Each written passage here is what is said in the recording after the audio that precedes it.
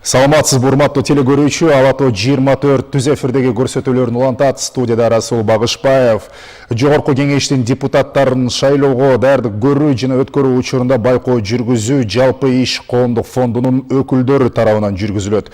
Борбордук шайлоо комиссиясы фонддон коомдук байкоочу катары Талайбек Асылбековду, Канышай Мамытованы жана Бакытбек Самаковду каттаган. Эсиңизге салалы, жогорку кеңештин депутаттарын шайлоо ушул жылдын 28 ноябрына белгиленген.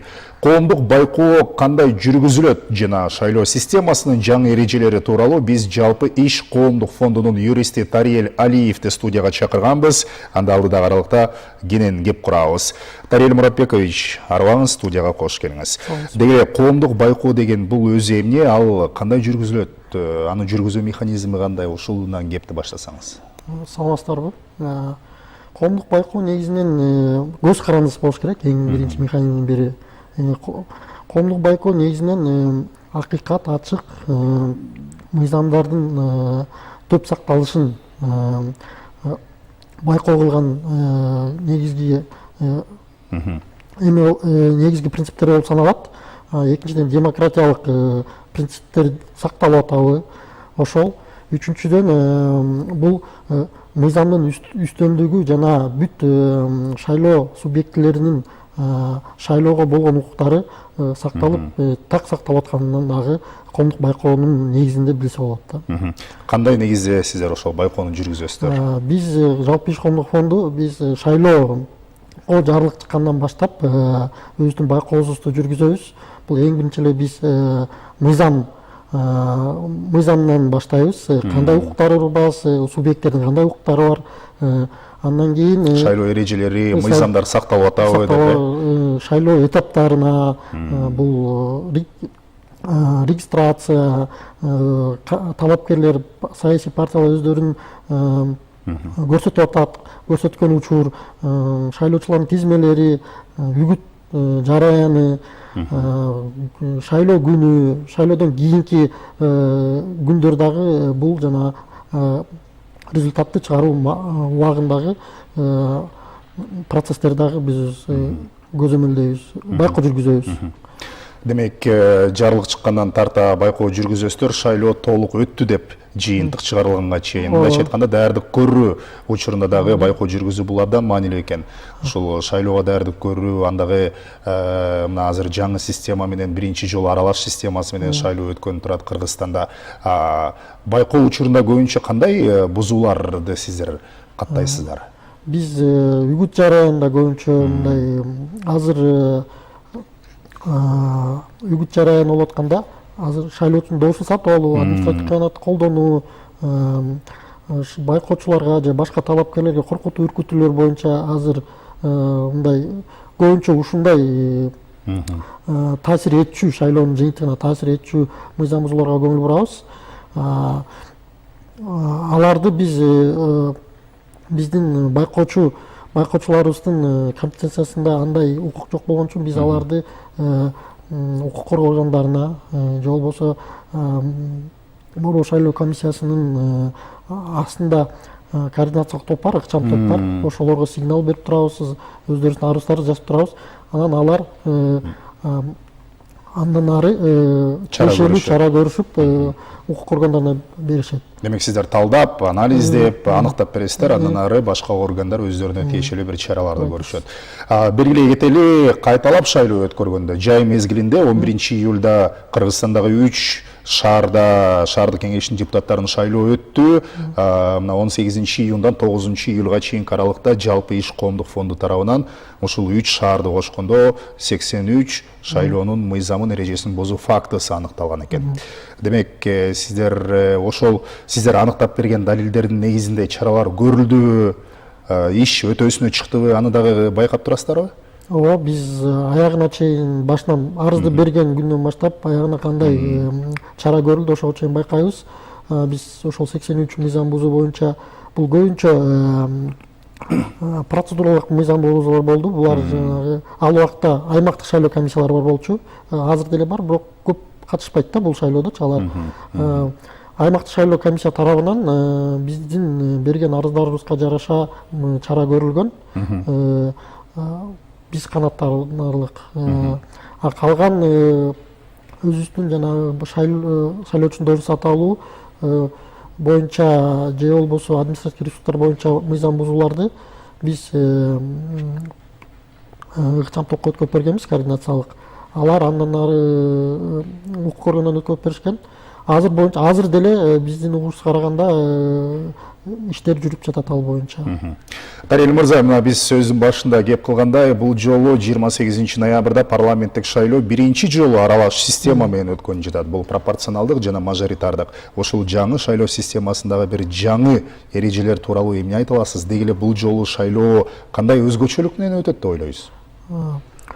Сиз туура айтасыз. Бул баш мыйзамыбыз алмашкандан бери анын ичинде дагы биздин жогорку кеңешке шайлоо системасы өзгөрдү. Бул аралаш болду.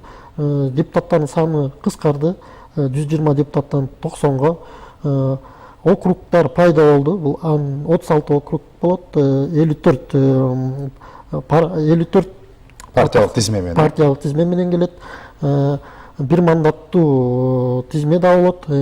Ошонун ичинде да бир мындай жаңылыкчылык, партиянын ичинен ар бир талапкерге да добуш берсе болот. Бир талапкерге преференциалдык система. Преференциалдык система. Мурун талапкерлер бир эле шайлоочулар бир эле партияга берип, анан тизменин очередь менен кете берсе, депутаттык мандат ала берсе, азыр эң артында турганда талапкер биринчи болуп келип калышы толук ыктымал да. Ошонун үчүн да бюллетень экиге бөлүнөт. Бул биринчи партияга добуш берет шайлоочу, андан кийинкиси талапкердин номерине. Фамилиясы аты жазылбайт, бортукча 54 квадрат болот. Ошонун ичине галочкасын коет. Анан бир мандаттуу дагы өзгөрүү кирди. Бул бир мандаттуу шайлоочунун ким добуш алса, көп добуш алса, ошол кери өлөт деген мыйзамда жазылган. Ал кийин депутат болуп мандатын алып келгенден кийин бир кандайдыр бир себептерден мандатын тапшырып кетсе, ал жерде кийинки экинчи болуп келген талапкер келе албайт. Кайра шайлоо өтүш керек. Ушундай да жаңы өзгөртүү. Бул жакшы негиз бар. Эмне дегенде экинчи тургандар биринчиге мындай кысым көрсөтө албайт дегендей да, кетирип же бирде компромат издеп дегендей. Дагы границалар өзгөрдү. Эми округтар болгондон кийин көп шайлоо округтары 36 болгондо шайлоочунун санына жараша бөлүштүрүлдү. Шайлоочунун санына жараша бөлүштү. 80 миңден 120 миңге чейин, плюс минус 20%. Эң негизгилери ушулар. Эми 2007 жылдан бери Кыргызстан партиялык система менен шайланып келген депутаттар, бирок бул жолу мына эки система тең колдонулуп жатат. Сиз кайсынысы бир өзгөчө кызуу, катуу жарыш менен өтөт деп турасыз? Шайлоонун өзү жарыш, анда утат, бирок кайсынысына көбүрөөк мындай бир кызык болуп өтөт деп атасыз? Мен эми жалпы фондон атын баарын айта албайт экен, бирок менин оюмча бул бир мандаттуу дайыма эле мурунку биздин байкоолорубузда иштеп кеткен биздин коллегалар байкоосунда бир мандаттуу шайлоо округунда болгон талапкерлердин ортосунда өтө кызуу өтөт болуш керек деп ойлойм. Себеби аякта жана мен айтып кеткендей эле эң биринчи келген киши мандатын алат. Бул аякта деген партияда болуп канча көп добуш алсаң ошончо киши келе бербейт. Баса белгилегенде эле экинчи тур деген дагы жок. Жок, экинчи тур деген дагы жок. Анан аякта дагы эми үгүт иштери кандай болот, анда азыр биз талдап жатабыз. Партияларда чоң ресурстар болсо, саясий партияларда, кандидаттарда андай чоң ресурстар болушу мүмкүн эмес. Экинчиден бирдей мүмкүнчүлүк, тең укуктуулукту түзүп берүү боюнча да сиздер байкоо жүргүзөсүздөр да. Сөзсүз түзөбүз. Жанагындай үгүтчүлөрдүн дагы саны боюнча дагы айтып кетсем, бул саясий партияларга 10 миң үгүтчү жалдоого укук берилген. Жалпы республика боюнча. Жалпы республика боюнча. Бир мандаттуу талапкерге, бир мандаттуу жерден округтан барып атканга 10 миң үгүтчүгө укук берилген мыйзам боюнча. 10 миң үгүтчү өзүнө жалдаганга. Өзүнүн округунан, акча жагынан да ушундай эмелер бар, өзгөчөлүктөр бар. Ушу. Албетте мүмкүнчүлүктөр абдан жакшы болуп атат, себеби дегенде мына эки аралаш системада кааласаң сен партиялык система менен келип шайланып, кааласаң эч бир партияга мүчө эмес, эркин депутат, эгерде сен өзүңдүн баягы тиешелүү округундан жетиштүү добуш ала алам, элге жаккан талапкер болуп, андан кийин шайланып чыгам десең, кааласаң дагы бир мүмкүнчүлүк болуп атат. Тандоо бар, элде дагы тандоо бар, анын үстүнө партиялык системанын ичинде преференциялык өзүңүз жогоруда белгилегендей, эми бир гана партияга шайлоо жүргүзбөстөн анын ичиндеги конкреттүү бир кандидат талапкерди колдоо, анын ичиндеги жалпы 54 тизмени таанып билүү да мүмкүнчүлүгү бар. Бирок ошол эле маалда кандай тобокелчиликтер бар деп ойлойсуз? Себеби аралаш системанын өзү бул бир аз татаал система болуп турат да. Тобокелчиликтер эми ар бир системада бир идеальный система жок. Ар бир кемчиликтери да, артыкчылыктары дагы бар. Анан кемчиликтердин мындай тобокелчиликтер, кемчилик деп айтпайм, бирок эми тобокелчиликтерден биз эмени көрүп жатабыз. Шайлоочу үчүн бир аз татаалаак болуп калат шайлоо күнү. Бул шайлоо күнү барыш керек участокко кирип эки бюллетень алыш керек. Эки бюллетенден так билиш керек. Кайсы партияга берем, кайсы партиянын ичинде кайсы санга берем. Анан дагы бир мандаттуу, ага дагы кол коюш керек. Же ал мүмкүнчүлүгү жок болуп, убактысы жок болуп, ал билбесе өзүнүн талапкерлигин кимге берерин болуш. Ичинде эскертмелер болот, буклеттер болот, аны окуп чыгып, баарын таанышка чакта деле убакыт. Бул кезек күтүүнү жаратып коюшу, башка шайлоочулар тараптан чыдамсыздыгын тынчталып коюшу мүмкүн. Бул еще кышка жакын убакыт болуп атканда дагы бул сууктай шайлоочулар көп тургусу да келбейт. Асуулардын да бир аз техника болгондон кийин анча-мынча бузулушу мүмкүн. Асуулар тем более акыркы жолу биз акыркы эле жылы бир 4 шайлоо өнөктүгүн өткөрдүк. Аларга иштеп бергенине да рахмат дейбиз. Анан ушунусунда эми кыш маалына туш келип атат. Кыш маалында шайлоочуларга деле, техникага деле бир аз кыйынчылык жаратат го деп ойлойм. Мына ошондуктан дагы Тарел мырза шайлоо тууралуу элдин маалымат алуусун камсыз кылуу дагы өтө маанилүү го. Маалымат кампаниясын жүргүзүү, анын үстүнө эки бюллетень берилет, шайлоочулар келип, ошол добушканадан кантип шайлоо процессине катышат, кантип шайлоону жүргүзөт, тандайт. Бул боюнча Борбордук шайлоо комиссиясы дагы календардык планга ылайык жалпы маалыматты жеткирүү аракетин көрүп жатса керек. Сиздердин фонд ушул бир шайлоочулар арасында маалыматты кеңири жеткирүү боюнча кандай иштерди аткарып атасыздар? Биз ушул шайлоо Борбордук шайлоо комиссиясы Конституцияда берилген бир гана бирден бир укуктардын бири бул шайлоону өткөрүү жана даярдоо да.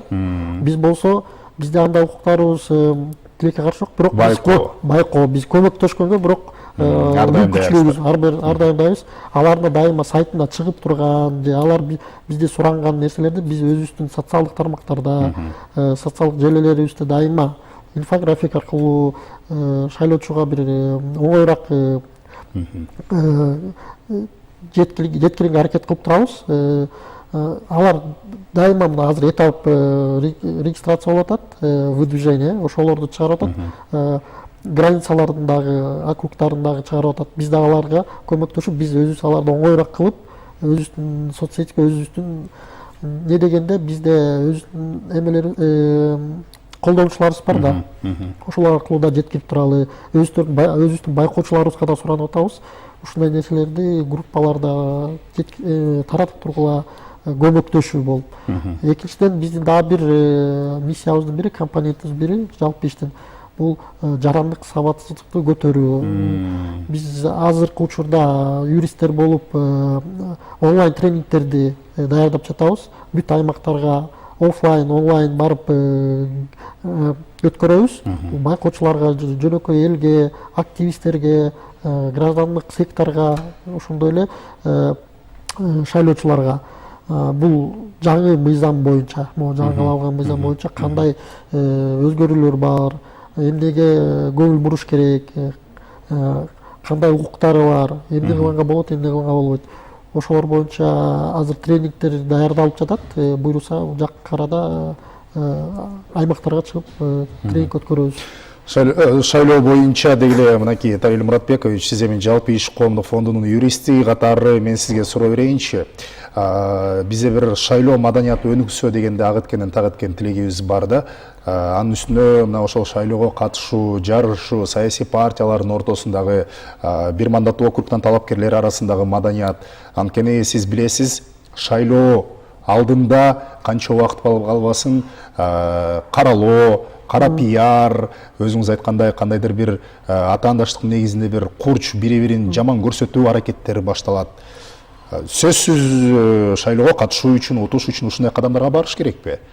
Башка кандай жолдорун сиз көрүп турасыз? Жана аларга эмне деп мындай бир кеңеш айтаар элеңиз? Биз сөзсүз андай жолго барбаш керек деп эсептейм.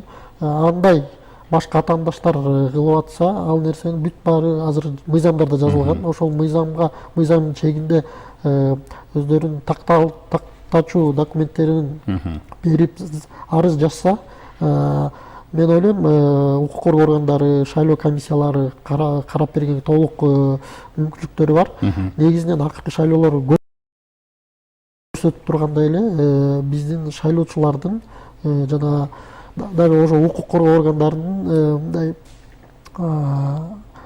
көңүлү, шайлоого көңүлү жана ответственности аябай өстү десек болот. Не дегенде шайлоочулар өздөрү уже бере башташты арыздарын. Атайын реестр болот, Борбор шайлоо комиссиясынын координация ыкчам топ бар. Ошол жака WhatsApp аркылуу жөнөтүп турушат. Реестрин карасак, өтө көп шайлоочулар өздөрү көргөн мыйзам бузууларды жиберишип атат. Жана укук коргоо органдары деле ошондой эле бизди кубандырат. Өздөрү эле эч кимди күтпөй, өздөрү деле ыкчам чара көргөн учурлары бар. Аны да айтышыбыз керек. Анан жана сиз айтып кеткен нерсеге, бул эч качан биз андай методдор менен эч качан жакшы, акыйкат, ачык шайлоого барбайбыз. Антип утсак, биз утууга келсек, баары бир коомду жакшы жакка өзгөртө албайбыз деп айтам. Жакшы, биз азыр да ушул эфирден пайдаланып суранып кеткилем, баардык кандидаттарга, субъекттерге мыйзам чегинде, мыйзамды сактап, ушул шайлоону өткөрүүгө аракет кылалы деп. Туура айтасыз, ар бир шайлоо маалында таза, адилеттүү шайлоону өткөрүү ар бирибиздин колунда. Бул шайлоочунун дагы, талапкердин дагы, шайлоону өткөрүү боюнча борбордук комиссиянын дагы, жалпы эле ар бир мамлекеттик, муниципалдык кызматкерлердин дагы сизге ыраазычылык билдиребиз. Атайын келип маек куруп бергениңизге, ишиңизге ийгилик каалайбыз. Рахмат. Урматтуу телекөрүүчү, 2021 жылдын 28 ноябрына белгиленген жогорку кеңештин депутаттарын шайлоого коомдук байкоо кандай жүргүзүлөөрү жана шайлоо системасынын жаңы эрежелери тууралуу биз жалпы иш коомдук фондунун юристи Тариел Алиев менен кечимес программасына кеп курдук. Биринчи маалыматтык телеканал өз көрсөтүүлөрүн улантат. Ала тоо 24-төн алыстабаңыз.